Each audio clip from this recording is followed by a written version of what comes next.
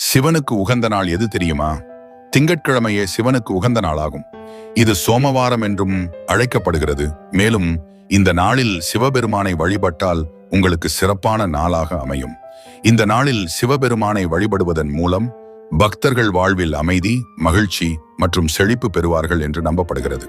திங்கட்கிழமை சிவபெருமானுக்கு உகந்தது நாளானதற்கு பல காரணங்கள் உள்ளன. முதலாவதாக, சிவபெருமானின் தலையில் இருக்கும் சந்திரனின் பெயரான சோமா என்பதிலிருந்து சோமவாரம் என்ற பெயர் வந்தது. இரண்டாவதாக, சிவபெருமான் திங்கட்கிழமைதான் பார்வதி தேவியை மணந்தார் என்றும் புராணங்களில் கூறப்படுகிறது.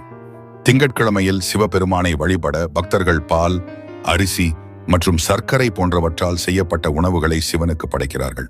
மேலும் நாள்தோறும் ஓம் நம சிவாய என்ற மந்திரத்தை ஜெபிப்பதும், தும்பை பூ மாலை மற்றும் வில்வ அர்ச்சனை செய்து படைப்பது அந்நாளில் சிறப்பாக அமைகிறது. இதன் மூலம் உங்கள் வாழ்க்கையில் துன்பங்கள் நீங்கி சந்தோஷமாக இருப்பீர்கள்.